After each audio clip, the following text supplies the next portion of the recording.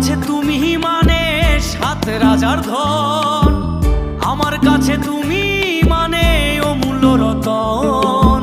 তোমার কাছে হয়তো বন্ধু আমি কিছু না, তাই তো তোমার স্বপ্নে বন্ধু আমি আসি না। আমি মানে তুমি আর তুমি মানে আমি, আমার কাছে আমার যে বন্ধু তুমি দামি।